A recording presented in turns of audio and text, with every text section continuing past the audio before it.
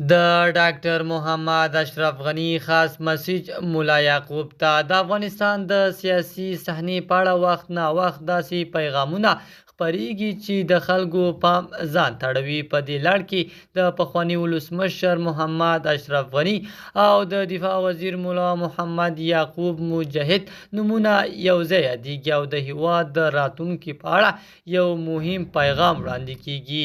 په دغه رسمي پیغام کې ویل کیږي چې اشرف غني د افغانستان د اوسني حالات په اړه اندېښنه څرګندوي او ټینګار کوي چې هیواد د یو حساس پړاو څخه تیریږي.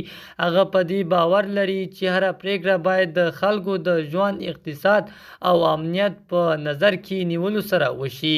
د صداقت نیوز چینل درنو لیدونکو سلام، ستړي مشئ، وخت مو په خیر. پام راګرځوم د دې ساعت مهم خبر ته په سر کې یادونه کوم ملګرو که مو چینل نوی سبسکرایب کړئ د مهمو خبرونو لپاره در سره صداقت نیوز چینل په درنښت سره سبسکرایب کړئ.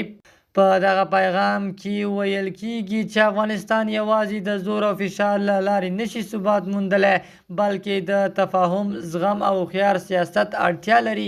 اشرف غني د اوږدې تجربې له مخې دا ټینګار کوي چې د نړۍ سره تعامل او د خلکو باور ترلاسه کول د هر نظام لپاره بنسټیز ارزښت لري. له بلې خوا د طالبانو دفاع وزیر ملا محمد یعقوب مجاهد د اوسني نظام د امنیت جوړښت یو مهم مسؤل دی چې د هیواد د امنیت او د ثبات لوی مسؤلیت ور په غاړه دی. دغه هره پریکړه کولی شي د افغانستان پر وضعیت مستقیم اغیزه ولري، نو ځکه د خلکو پام هم ورته ډیر وي.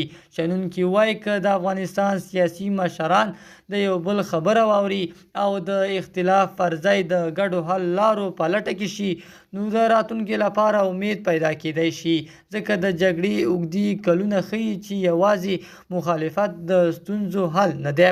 د صداقت نیوز چینل درنو لیدونکو دا و زمونږ د دې ساعت چمتو شوی خبر.